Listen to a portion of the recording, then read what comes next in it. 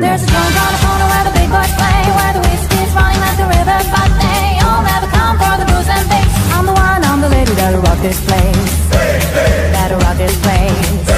That'll rock this place. Rock this place. Rock this place. Rock this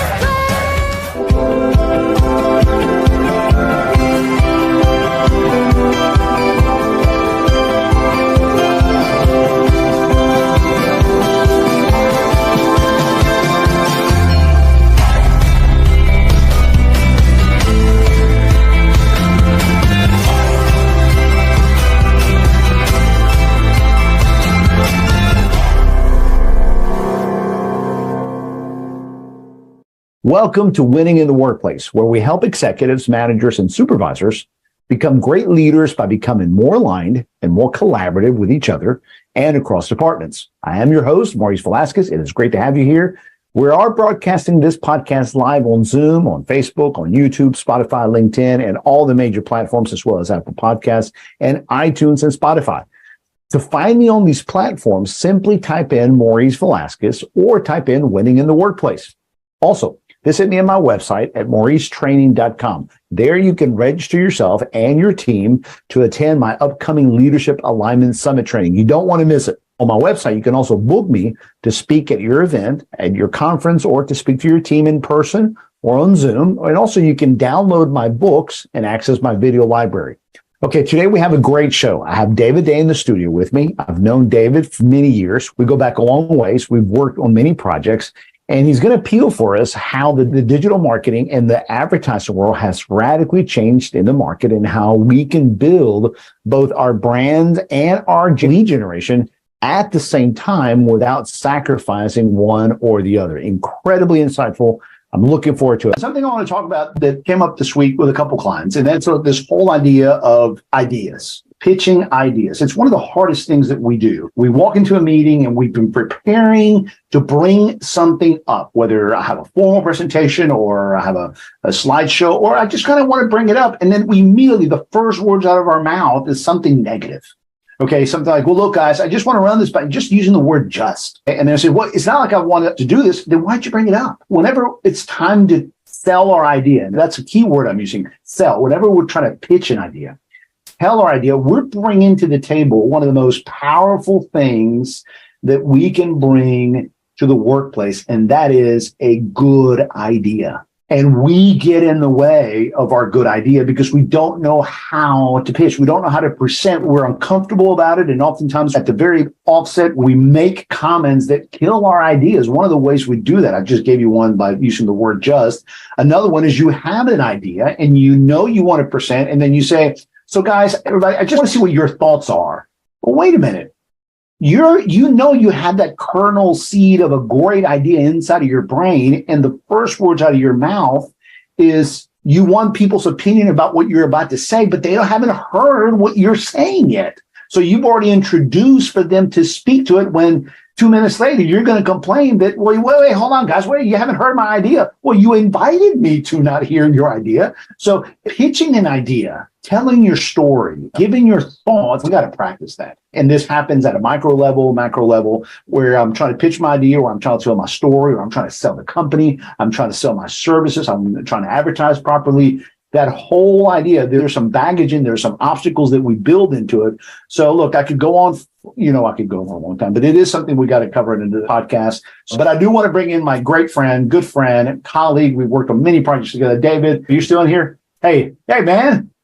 I'm here. You're good? I'm good. Did we treat you well? Did you get some coffee? Oh, man. I mean, just royal treatment. Absolutely. This virtual office thing works great. Your staff is so amazing. It's artificial intelligence. It's virtual coffee. It's virtual staffing. It's a virtual red carpet. Dude, I mean, come on. That's right. That's why it's a podcast. It's not a meeting. Half of our audience is going to start thinking, all right, is he a real or is this an avatar? All right. Yeah. Anyway, everybody, hey, David, thanks for joining us, man. So I know you heard some of that. Yeah. So give me your thoughts. A lot of folks are scared to death to present something they're even sometimes afraid to walk into their boss's office and say, I have an idea. I was in the staff meeting. I had this thought, but I didn't want to say it to everybody else in the staff meeting. I just want to bring this up. what about, and that's really not a bad tactic. I think that's a good idea. If you talk to 10 or 15 or 20 or more people, is talk to the decision maker one-on-one. If you've got the opportunity, if you've got the time, that's great. But some people are even scared to do that. And I wonder, you were talking, I was wondering, why is it that people are afraid? Why are they afraid to present? So I think we have two things going on there. What do you think it is? I think there's two things going on. One is just standing in front of people and the fear of public speaking. So if I have to get up and make an official presentation, that's like one thing. The other thing is, if I go one-on-one with my boss and I present an idea and he shoots it down, then I feel like I might be risking my position at work. I feel like I might be risking some credibility, or maybe I haven't thought all the way through it, or maybe he'll make it look like a fool. So it's not just the issue of rejection per se, it's the issue of there being a consequence to it. Yeah, I tell you how I've coached several people on this, and I have to coach myself through it sometimes. For me, because I love to speak in front of people, so I don't have that problem, that concern or personality that I love to get in front of people.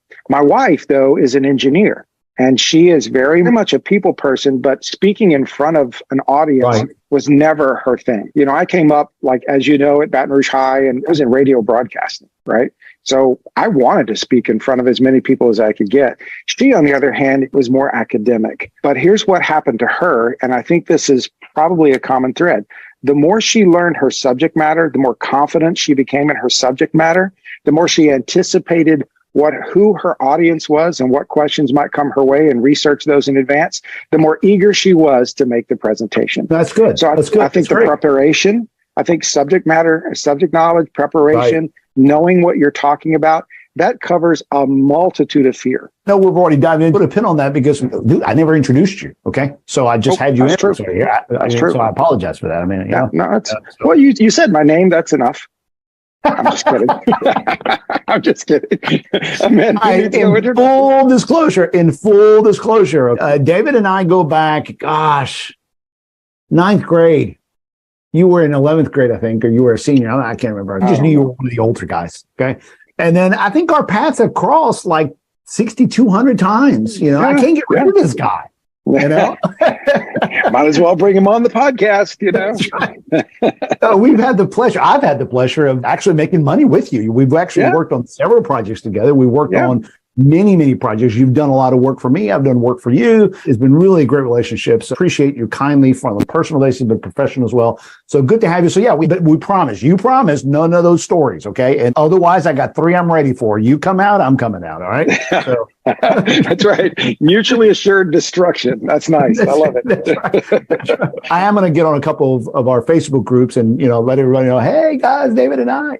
So awesome. Yeah, that's good. Everybody, this is David Day, great friend of mine, incredible professional. You've had the Day Group for how long? Since 1995, in one form or another. I've reinvented the company several times during that process. Yeah. Some of it was a little bit dormant. 1995 was when I started the company. Yeah. You were the first advertising company that I went to when I started my company in 94. I drowned for, a year and a half. You helped me out. I do. And boom, a lot of things connected. So kudos on helping me out, but no, you're good at it. So tell us a little bit about just who you are, a little brief bio, and then we'll dive back in. Yeah, the best way to describe what I do currently, and I'll start from now and kind of back up. I bill myself out basically as a fractional CMO. CMO is a Chief Marketing Officer. Okay. So what I've done is I've taken my 28 years of running the Day Group, this month actually, 28 years, taken that experience plus the 6 years before that at another agency, plus all the schooling and everything else before that. And I've put that together into sort of a consultancy, but it's more of a practical consultancy. So companies can hire me to help run their marketing, either as the lone marketer at that time or as part of a team, or usually the leader, or to build a team. So what I do is I come in and help the C-suite develop their marketing strategies, their marketing team, and their marketing objectives. I help them to implement those until such time that either they feel like they can take it over, and most often that is a planned process, or whether they feel like, okay, we have what we need, now we need to just use your services on a case-by-case basis. That's fine too. We just kind of create it as it goes. What I've found, Maurice, over time is that a lot of companies don't want to hire an agency because they're expensive. Ad agencies are great. I've owned and operated an ad agency for many years, but we tend in the agency business to want to sell what we do. and Sure. we want to hammer everything looks like a nail. So agencies are out getting business and they want to do these things for that business. Well, I flip that on its end, and I don't have these buckets that I have to fill back at the office. I just talk to the client and find out what the client needs, and then I find ways to help that client get what they need. Sometimes it means, hey, Maurice, can you help this guy? Because I can't. Sometimes it means, hey, let me come on board as your fractional CMO for 6 months. Sometimes it means, you know what? We just need to do one hire here. By fractional, what do you mean by? Fractional means I don't work full-time for you, and I don't work as a W-2 employee. I'm a 1099. And so I come on board in a part-time fractional kind of way. It's temporary part-time work, Got it. but I do the full-time job because what I do is focus only on the tasks that need to be accomplished. I'm not focusing on the water cooler conversations. I'm not necessarily focusing on some of those other aspects that a full-time employed CMO would need to focus on. I'm not taking trips with the company. I'm not doing those things necessarily unless that's part of the strategy. That's great. That's good. All right. So give us your website and contact information. Yeah, the website is thedaygroup.com. Very simple. Okay. TheDayGroup, thedaygroup.com. And dday@thedaygroup.com is my email. That's an easy way to get me. And all my contact information really is right there at the website. I'm somewhat active on Twitter, Facebook, and that sort of thing, but I find that there's more noise than constructive conversation there a lot of times. Sure. But I can be found there, and I'll be alerted if you want to contact me through social media as well. Great. Are you Facebook, on LinkedIn? Twitter, and all that. I'm on LinkedIn. Yes, absolutely. All right, perfect. All right, well, good. Let's dive back in. Let's go ahead and finish some thoughts we are having regarding presentations, ideas, and then let's segue into what we're going to talk about, and that is the whole world of advertising and trying to make sense of some real confusing things going on, and how do we make sense of some of this? I'm glad I have you here. I have some questions I got to ask you about that because awesome. That's great. That's great. All right, pick up where we left off. Presentations or ideas or pitching there. Yeah, I think to me the main thing is even if it's just an idea off the cuff, take a beat and think through it just a second and think about your audience. And this is advertising 101. Think about your audience. What questions are they going to have after you share with them your idea? Okay, answer those questions at least in your mind before you walk in the room. At best, you can have it all organized and written down and put it on a slide or whatever if you're going into a presentation. But anticipate the objections, anticipate some of the things that might come up. And you know what? I don't know is a fair answer even. That'll take a little pressure off of you because you don't have to know everything about an idea. It's not a strategy you're presenting, it's an idea. So if you're presenting an idea, you don't have to know everything. Fine, David, that when it comes to ideas, it's the one thing that we carry closer to us than almost family and loved ones, okay? Because even amongst and between families, not listening to each other's ideas, I mean, how much is that not a cause of conflict between couples? He does not listen to me. She does not listen to me. And what it boils down to is I have something to say about that, and I just cannot get in word edgewise. So we value ideas really tightly because they're personal, okay? And yet the way that we pitch them and explain them or put them out there, we're so careless. And then we complain and wonder why we're not being heard. I'll be very transparent with you. I am horrible at pitching my own ideas to my own team, to my family, to my clients. Why do you feel like you're bad at that? I just am. Are you afraid to share your ideas with your... Yes. You see, now this became therapeutic. This wasn't supposed to be therapeutic this fast. Okay? I mean, come on, you know? Everybody's sitting there going, ooh, now I got goosey. And it's like, now it's Maurice is going to get into his own private... Well, I think you're probably putting your finger right on some of the wound there. I mean, a lot of folks I agree. And if this helps everybody, at least just to come to terms with the fact that you just got to own it. So yes, let me answer your question. I can help others, okay? But when it comes to telling my story, and I love the fact that when you and I talked about the podcast, you said advertising. It's like, it has been a source. My wife 2 nights ago, we're talking about it. She says, honey, this has been a nail. It's been a pebble in your shoe for a long time. I'm like, yes, it's been a thorn in my flesh for a long time, telling my own story. So I talked to a colleague of yours about, 3 months ago. Don't get upset with me, okay? Talked to a colleague of yours. And he basically, in the same space, he said, so Maurice, are you telling what you do convincingly well to prospects? And I go, no, I'm horrible at it. My advertising sucks. Okay. I'm spending so much money every month. I'm not getting what I need from it. You know what I'm saying? And it's got everything with you told me that had to do with this. Okay. Because we're all sinking a lot of money in advertising. We're doing something wrong. Yes. Yes. That's exactly right.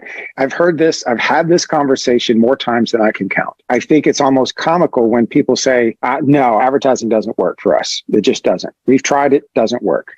And I think, boy, that's really a bold statement. I wonder if Coca-Cola would agree with that. I wonder if Disney would agree with that. Right. Name some big companies off the cuff. And, maybe there's some out there that don't advertise, but the ones that are top of mind definitely do. And that's probably why they're top of mind. Advertising does work, but often we're doing something wrong. I think what we're doing wrong is it's hard to diagnose and just put a blanket statement on it. But I created a chart, and I can actually show this to you if you want. I can actually share this on my screen if you want. Hold on. If you could let me share my screen, I can show it to you. Yeah. That was not in the notes. Okay. So you caught me off guard. I'm sorry. Let me see if I can find. This is a diagram that I created. It kind of reveals some of the reasons why your advertising might not be working. I mean, this is not the exhaustive deal. Books have been written, and I'm in the process. But advertising is a function of the brand. The B is the brand in the middle. That's the hub. Think of your company as a wheel or a tire. Some kind of a wheel. This is called the brand wheel. Your company is a wheel. The hub is the brand. The spokes are media, market, message, and money. All four spokes have to be strong in order to hold up that wheel and make it roll. If your media isn't strong, but your money, market, message, all that stuff is, you're still going to have a flat tire, right? All four spokes have to be strong. Here's the thing that I find that a lot of people do. They determine my media is going to be social media. My market is going to be 18 to 24-year-olds. My message is going to be buy this product now. My money is going to be $2,000 a month, right? And then they'll do it for a little bit and they'll say, gee, this isn't working, so advertising doesn't work. But what they don't realize is advertising is a function of these four things. Good marketing is a function of all four of these, not just advertising doesn't work. What if you were to say, you know what? My target market is good. My message is solid. I got a decent budget. Maybe I need to try a different media. Hey, if I try a different media, the dollars may need to change. Maybe it's a little more expensive or a little less expensive. And maybe I need to change that. But you know what? If I try a different media, then my message might need to change, because I can't just say buy this now, because maybe they can't see it. Maybe I decided to go with radio. Maybe I have to describe it more. So now my message is coming into play. So I tell the story about a guy who's selling this product, and then all of a sudden he shifts gears and sells a different product at the same store and tries the same media, the same market, the same message, or a different changes his message to sell a different product that has the same money, and it doesn't work. Why not? Well, you can't sell footballs to the same people that you sell, office chairs to. It just won't work. The market one is the people that you want them to buy your product, that you are going to target them. That's right. The people, right? Your buyers. That's right. So understanding who my market, who might have everything to do with the people that you're trying to attract, right? And that changes, like you said, football versus office. You got to understand who everything's not for everybody. That's right. You got to target your own. That explains some of, again, I hate to make this about me, but it's like that explains some of the hit and misses. It's mostly misses. I have a large database of emails and I'm using them, but I'm probably not asking that question because I'm feeling like everything should be sent to everybody. I'm ignoring the whole market. I'm not asking the necessary questions to understand the football buyer, football and the office furniture market. Right. And segmenting those emails, for example. I mean, I just was talking with a client this morning. They have 32,000 emails. We spent the morning working on segmenting, and in their software that they use to do email marketing, you can tag those email addresses a certain topic and segment that audience based on whatever priority you want to program it as. Yeah. You can, previous buyer, never bought before, somebody that bought a product similar in the past, whatever information you have about that record, you can tag that information. So market segmentation is critical, because when we move over to the media end of it, media is now so fragmented, we can narrow our focus really well. Once we have identified our market, we can begin to narrow our focus really, really well. Spend a little more time on media, because media has become so fragmented. Yada. Okay, that's great. That's great. Okay, break it down to layman's. Okay, 25 years ago, you had radio, television, billboards, signs. Traditional media we call, right? Got it. Today we have just about everything you can think of that's digital. Got it. And now, we have artificial intelligence. We have, video that's very easy to produce now, comparatively speaking, to years before. We have so many avenues now, and so many avenues that are geared towards certain audiences that our target audiences are already built for us. The media is already built for the audience, not just the message. Does that make sense? Yep, now we have radio stations. They're very specifically targeted to certain audiences, and we have digital media channels, podcasts like this one that's targeted toward a specific audience. Mm-hmm. So you don't want to just say, I'm going to advertise on podcasts. Well, which one? We need to know which podcast, which ones are best to advertise on. Where are you going to advertise on social media? How are you going to advertise on social media? There's so many questions that need to be answered rather than just saying advertising doesn't work. I can promise you that when advertising doesn't work, it's usually a factor of one of these four spokes is out of line. This is great. This just right here, this pays for the whole show right now. So this is great. I mean, I'd understood these things, but it's a very easy wheel to understand. You've clarified some on the market side, the media. Let's go with you want to keep going down counterclockwise. You want to go to money? Yeah, it's really the same principle. Basically, I just tell people this is a dynamic relationship. When one of these elements changes, it's possible that the other one or the others may also. It's more expensive. Some media is more expensive than others. So if you change your media format, if you change where you're going to advertise, it might cost a little bit more money or a little less money. That's why we use in the media business a cost per rating point or a cost per thousand type of moniker. That levels the playing field no matter what media I'm looking at. What are my impressions that I'm getting per $1,000? It almost doesn't matter what the measurement is as long as it's apples to apples, you know? I can compare billboards to television. I can compare billboards to Facebook advertising by leveling the playing field and working off of a cost per impression. Nice. And I can see what is it going to cost. So if I really think that the impact of a billboard will really, really help me more so than my Facebook ad or vice versa, then I need to look at those dollars and where they could come into line. And if I want to spend the same amount of money, I'm not going to change my budget, then I have to understand that my reach or my frequency is going to change. Reach is how many people, your eyeballs or ears or subjects or prospects you're reaching. Reach is the reach. And frequency is how many times. So when we buy media, our function of reach and frequency is part of that mix. And so this is good. This is really good. I was going to ask you about that because it feels, the last 8 minutes or so, have felt very, you use science. There's a reason, there's an art form to it. There's a structure, right? I mean, there's like in piano, you got if you learn your scales, you're probably going to be good. Doesn't mean that Mozart, it's going to make you a Mozart, but that's the art side of it. But it does seem to be very structured. You just have to understand the wheel and then know what questions or what topics under each category, right? That's exactly right. It's not uncommon for somebody to stumble on a really great mix and say, you know, I really thought my business would do well if I advertised Meta and use Facebook, Instagram, and they start advertising, and all of a sudden 30, 60, 90 days into it, they're making a killing. I see the model. Let me share with you my model. It's called the casino approach. Okay. You simply put a lot of money in your hands and you blow on it and you go, let's see if it works this month. Yeah. Oh, hey, and then, let's try that again. And then, then by the end of the night, you lost a lot of money. Sure, you made money here and there, but at the end of the day, and then how do I repeat that? You know what I'm saying? I just, I don't think I'm the only one that does the casino model. Yeah, I think that's really common. Because honestly, after years of doing this and having this conversation over and over and over again, I just broke it down into the pieces. And these are the big pieces. We've all heard of the 4 Ps and all that kind of stuff. And I don't even remember what the 4 Ps are. Price, promotion, and you just remember that there were 4 Ps. Right. Place, product, place, price, promotion. Anyway, but the 4 Ms are media, market, message, money. Oh, there they are, the 4 Ms. There you go. The 4 Ms are media, market, message, money. So to make your brand move forward, and that's another conversation, maybe for another time. I don't know. You can ask if you want, but the brand is the hub. That's the power that drives everything. If you wouldn't mind, finish off the 4th one, messaging, because we've already talked about market, media, money, dive a little bit into message. And then I have some questions I want to ask you about branding. Yeah.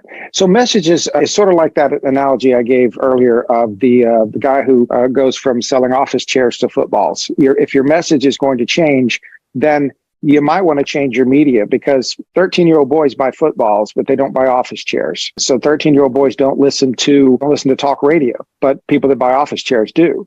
So maybe you're advertising office chairs on talk radio, and now you're trying to sell footballs. So you might want to change your media. If you end up changing your media, it might be a little different money that you're going to have to come up with. And by the way, since your market has changed, now the 13-year-old boys instead of 40-year-old men or women, there's going to be a little bit of different way that you communicate the message as well. So it's a very fluid, dynamic situation. What I do in advertising is we walk through a process with our clients before we ever spend a dollar on advertising. We go through this process to identify what your strategy needs to be. You mean you go through, say, this process? You're talking about this, right? You take them through this conversation. Absolutely. Okay. And what they have at the end of the time is this document that spells out exactly what media, market, message, and money we will pursue. Okay, so look, let me put it on your calendar. Okay? In June, I've already made the commitment to myself, my team here, my wife. Okay, in June, I'm not only going to change advertising approach, but I'm going to be writing different kinds of checks to somebody. Okay, so dude, I need to talk to you. Okay. That sounds good. That sounds good. Now it became real personal. Again, everybody else, okay, I'm sorry, everybody else. I'm letting you into my sausage making, but I'm hiring David, okay? So if he's too busy next month, it's because I got him for the next 2 weeks. Finally got him. After all these years. No, I'm kidding. I'm kidding. I'll help you out, Mo. No problem. No, this is really good because I can already tell the things I've been thinking about. All right, gosh, I know I'm seeing this incorrectly. It gives me a lot of clarity. So this becomes a really good assessment tool. Is that correct? Very much so. And you have to keep going back to it because the nature of business changes. And what I've seen in the digital marketplace, I thought this, Maurice, I need to trash the brand wheel now that digital marketing is so, probably about 6-7 years ago, maybe 8 years ago, we started spending, 30% of our budgets became digital. I was like, I got to throw out the brand wheel. That's not going to work anymore. Absolutely. All that affects is one piece of it. It's just media. Digital media is one other form of media. Is it nuanced? Okay. Absolutely. Is it much more fragmented? Absolutely. Do you have to get an expert engaged and involved when you really want to do the really good analytics and SEO? And I partnered with the best. And what I do is I write the strategy and I turn loose the wizards. On Fridays, you and I are recording on Fridays. On Fridays, this is when I meet with my social media specialist and we go over all this. Okay. Met with her this morning. And so we started putting a budget together. So again, I really need you to come talk to us. So what does that look like? Let's step away a little bit from the actual tool, but I want to come back to branding. Come back to how do you help a small team? What does that look like? And who do you talk to? Do you talk to the Maurice of the world? Or you talk to the social media specialist? And then how does that last? I'm sure companies some companies are in the same position I am or close by. I need to turn the ship around because I need different activity to happen. And I can't sit here and wait 8 months. Right. What do the mechanics look like working with you? What can I expect in what timeline? That's a really good question. I tend to want to say it's kind of different every time, but it's really not. I would assume that it has to, but just there are some nuanced differences, but really, Maurice, what I do is I start with the end in mind. I just ask the client, where are you going? And a lot of times they're so immersed in the moment, they haven't even thought about where they're trying to be. We start painting a picture of what success looks like. What does it actually look like? People say, I just want to make money. Okay, how much? I want to make this much money. Okay, great. Why? Because I need to pay my bills. Okay, great. So what is it about paying bills that helps you? Let's keep digging. I start asking a lot of questions. By the way, I'm a certified executive leadership coach, which comes in handy when I start talking about this stuff. Because I start asking questions in a real Socratic method. And sometimes people get really mad at me. I'll give you a great example. One time I was talking to a client and they were saying, this is not working. Advertising doesn't work. I've tried 100 different things. They were selling office equipment. And they said, I don't think you can help me. And I said, maybe not, but let's talk. And I said, why should somebody use you versus your competitors? Well, there's a lot of brands out there. Our brand is one of the best. And, but really it's our service. And I said, really? Tell me about service. She says, well, we have really highly technical people and they really know what they're doing when it comes to service. I said, so what? How does that help me? From a standpoint of a customer, how does that help? What is the action point that I can derive from that? That's what I was going for. And she says, well, that's our service. We have better service. I said, so what? What does that mean? How does that help me? You would get me mad, but I see where you're going. It was very genuine. And she said, well, I don't understand what you don't understand. I don't know why you don't understand that when I say service, that's our competitive advantage. And I said, because your customer doesn't either. That's why your advertising is not working. Tell me something I can hold on to when you say service. What is your point of differentiation? And she goes, well, I don't know what you want to know. I mean, my God, we offer service. We tell people we'll be there in an hour or their service is free. I don't know what else you want me to say. Boom. Exactly. Boom. Exactly. Boom. It's like an air conditioning company that I heard one time say, we are different to the point when you go upstairs and look at the work we did, you won't find the mess because we clean up after ourselves. Yeah, something that they can hold on to. He was making hands over fists telling people that story. Yeah. And let me ask this question. How difficult is that to just clean up after yourself? But they made that their unique selling point. Yes, they did. They created differentiation, not just by doing it. The problem with my friend that was in the office equipment business was she was doing the right things, but she wasn't saying it. She wasn't marketing it well. She wasn't communicating her message. Let me tie it back to our initial conversation. I have an idea, but I come to the meeting and I just won't say it because we'll find 50 reasons why not to let that thing out of our mouth. In that case, she didn't think it was relevant.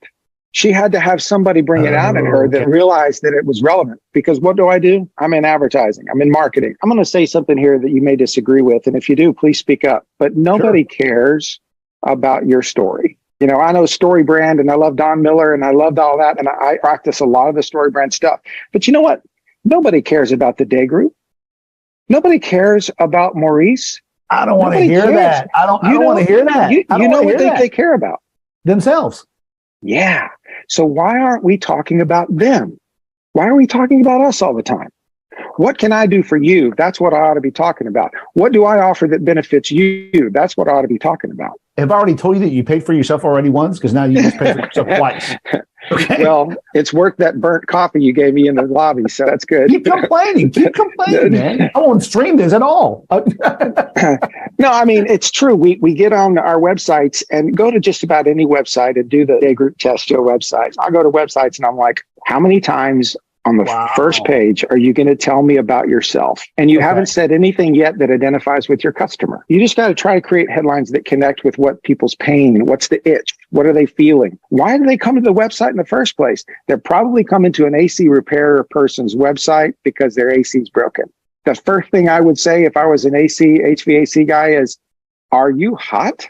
Because you know they are, they wouldn't be coming. And then sometime around October, I'd probably change that to heater not working or something, you know? So is it reasonable to say, look, or maybe better would be, I know you're hot, by the way. That would be better. Okay. Instead of a question, so is it reasonable to expect that the formula is this, or perhaps the domino effect, not the formula. The domino effect is my advertising should drive people to where I need them to go, right? Let's say, for example, the website. Yes. My website should encourage you or foster you to take some type of action that I'm needing you to take. And then I should feel that action. In other words, there's a phone call or an email. Is it reasonable to say that, but if I'm not getting that ultimate outcome, then something along the way needs fine-tuning, adjustment, or something.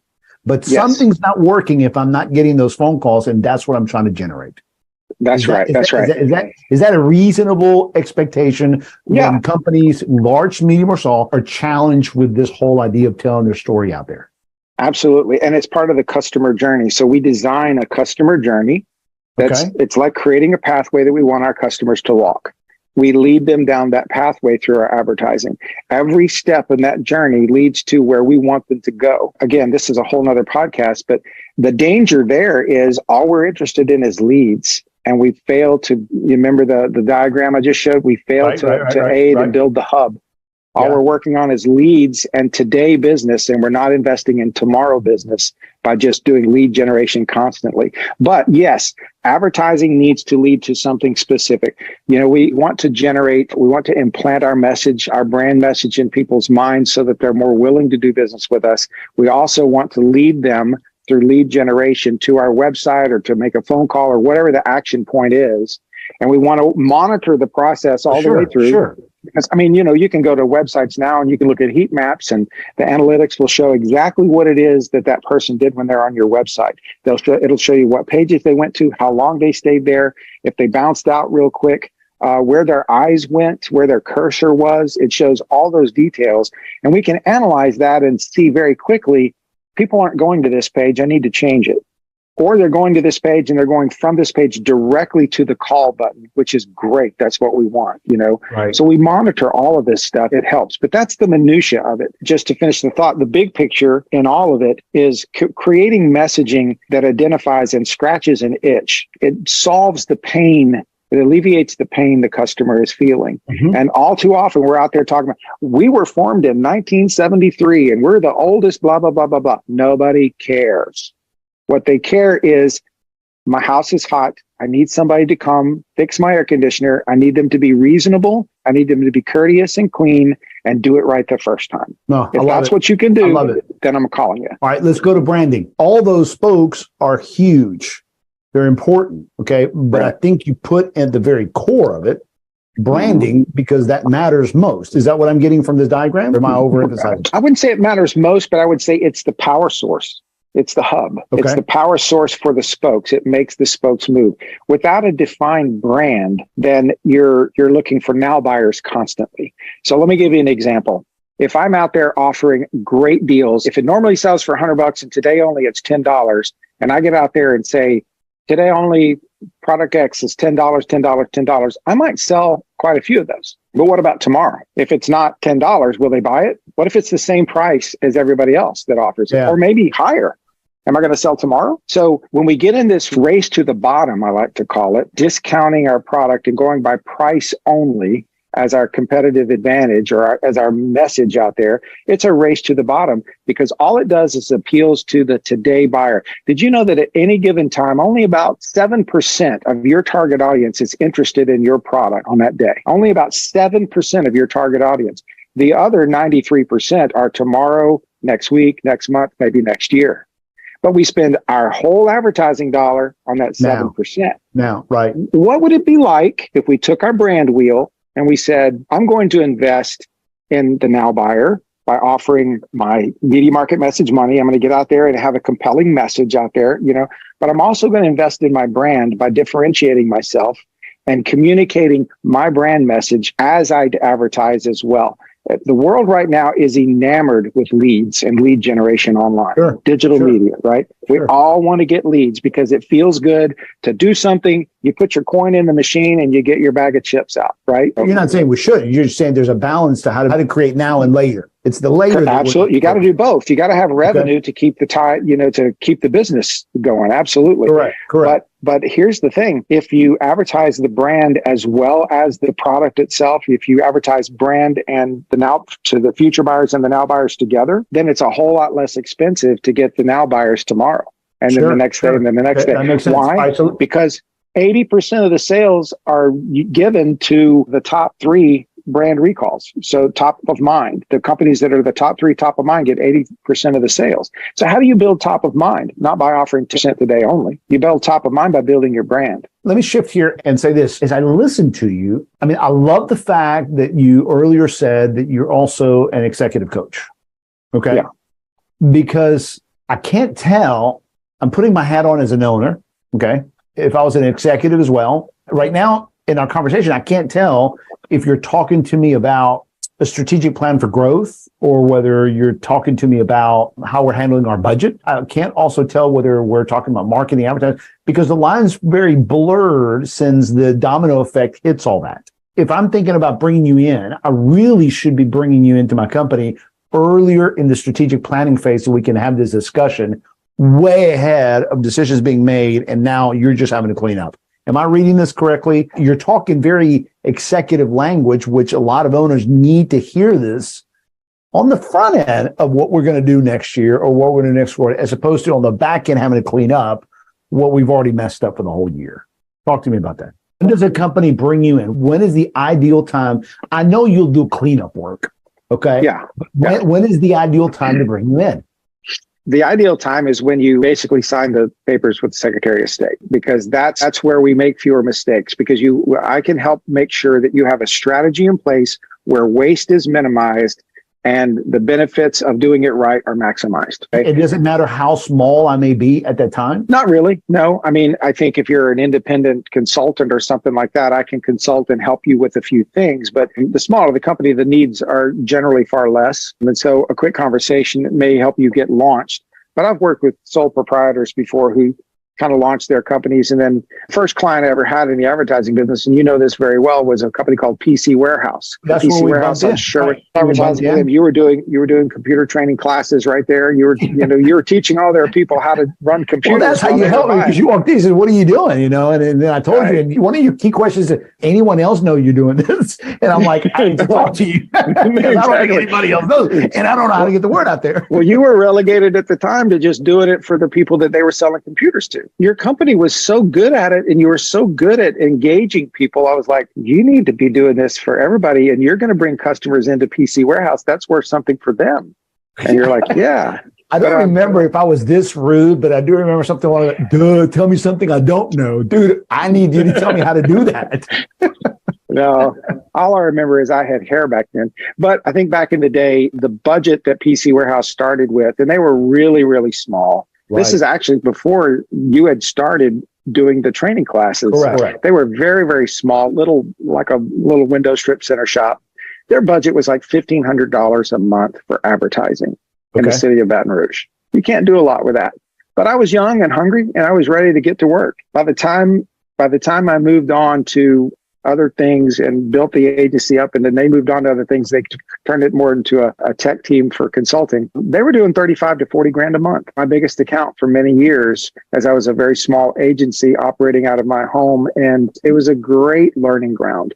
So we can build small companies into big companies when we do things right. And that's what PC Warehouse did. And they have really benefited from the success. Robbie Miller and his team. Robbie's still doing work today and doing a fantastic job over at Hammond. But the point is, there's really no right or wrong time to contact me, because there are certain things that I can help fix. But if I take a look at what's going on with your marketing and you need some help trying to figure some things out, we can always build a plan to start fresh, to start something new without destroying the equity of the past. That's the biggest concern I've seen in business owners. Man, I spent so much money doing this, and now you're going to come in and tell me to change everything. It's just going to cost a fortune. Not necessarily. I'm sensitive to that too. I've redone my logo. I don't want to throw away my old letterhead. I know how to use this stuff. I know how to work this stuff in and make these incremental changes to where we can make this work. That's good. The bottom line is, have a strategy. And a strategy for your brand is something that's very elusive. It's not a media plan.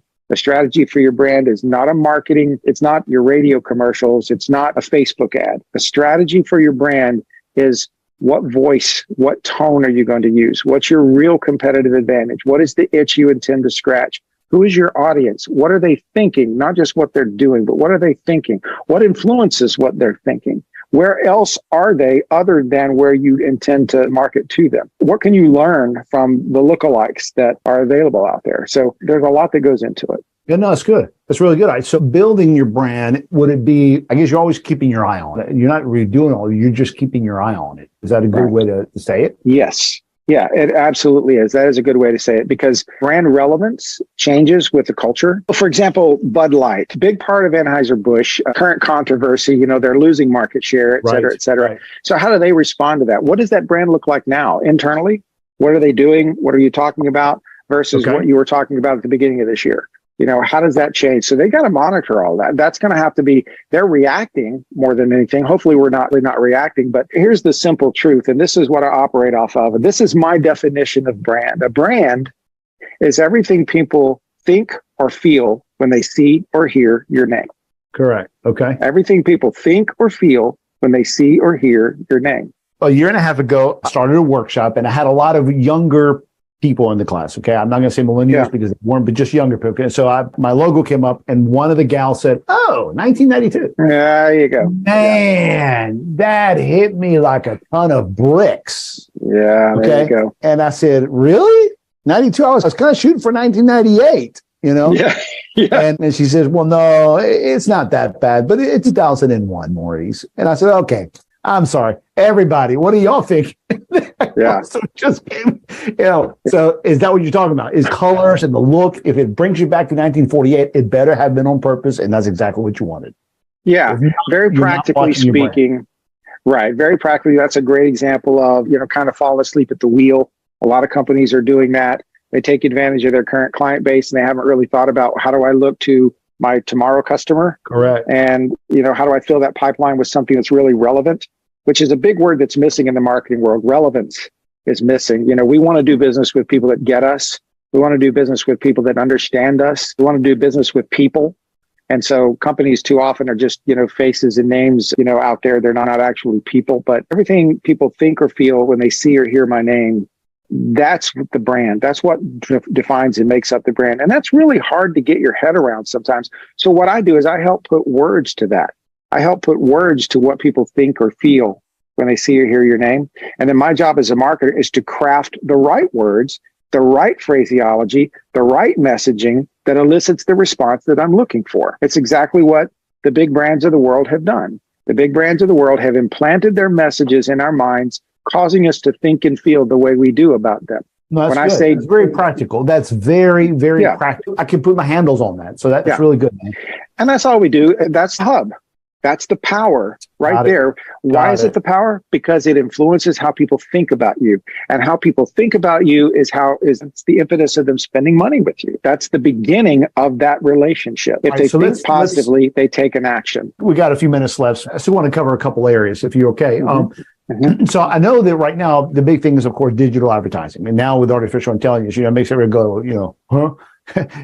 There's positives and negatives. Talk to us a little bit about that. Okay. The biggest positive for digital advertising is, I think, biggest positive is so trackable. You can see exactly what digital marketing is doing by monitoring instantaneously. It's almost like looking at the readouts on day traders, stock exchange, and all that kind of stuff. You can actually monitor what's happening with your digital advertising, and you can make very intelligent, very fast decisions and adjustments. So you save money. You can also create, the algorithms have been created to where you can see how much you're spending and when your cost per 1,000 impressions is going up, down, or whatever, right offhand what that looks like. And you can make those adjustments from a creative standpoint, from a media standpoint. That's the strongest positive I know. That takes a lot of help, though. The average business owner doesn't know how to do that. So you need to get a digital marketing professional to help with that. The negatives are what we talked about earlier to me in digital. Digital is almost all about lead generation and very little about brand. So we get hyper-focused on lead generation, which we do in the health club memberships and, going to the movies and, movie theater, all that kind of stuff. It's these instantaneous, what have you done for me lately thing, and we're forsaking the brand. So we continue to have to dump money into it every day rather than investing in the brand to where we're top of mind when people have a need. I can relate to that. I spoke about 3 weeks ago to a company that does help with lead generation. And I asked them this question. And by this, I'm not trying to knock them because I think there's a place for it. I think you're saying there's a place for it, but there's a balance. Absolutely. So sure. I asked them, I said, so here we're saying, so you're going to be able to do this and they, this and that and the other about lead generation. I said, yes. So I said, okay, so what happens to my existing page? And David, I've been a little surprised and shocked how often, because I've talked to more than just how a lot of times they say, well, we're not going to touch that. And I'm like, how are you not going to touch that? What do they mean they're not going to touch that?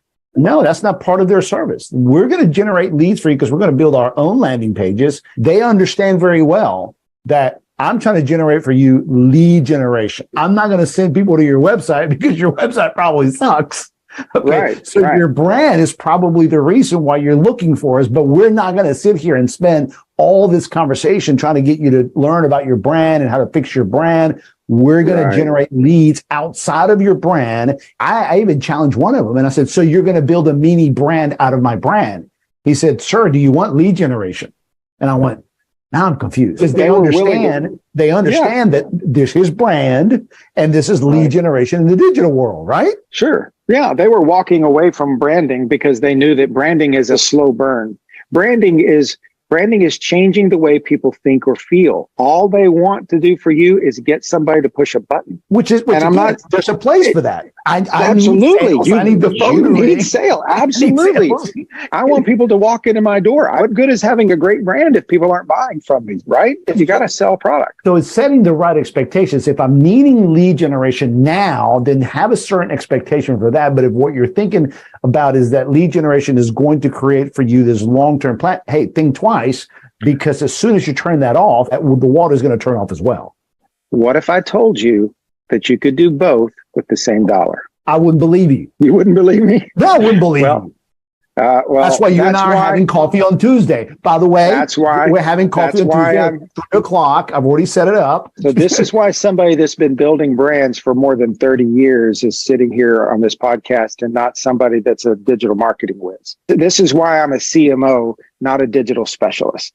Got it. Because I think big picture, and I think there's a way to build that ad where you'll get the clicks. It'll also plant an impression in somebody's mind.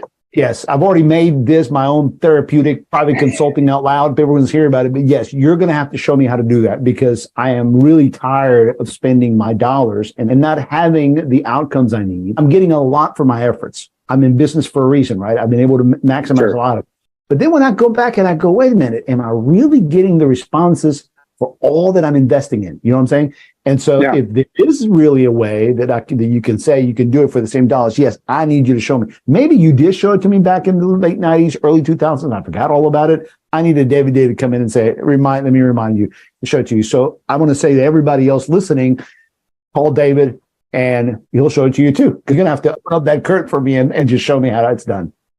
Yeah, I'm happy to help. I'm happy to show you. There are nuances that make it different for every company, but there are some foundational principles that we need to look at and we need to follow to build the brand for long-term benefits, not just lead generation for today. That's what's happening with digital marketing. And because of that, the creativity in the marketplace is waning. We used to have amazing creative advertising.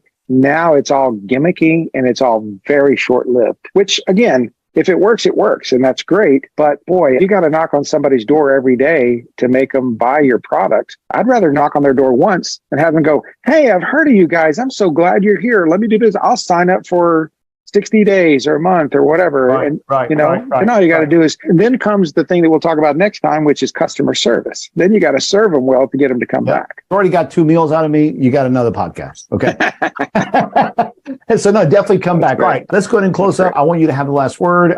Give us some final thoughts and then give us your contact information all again. What did we leave on the table that we should have, or what do you want to say again? Give us your last word. Give us your last statement. A strategy is not what you think it is.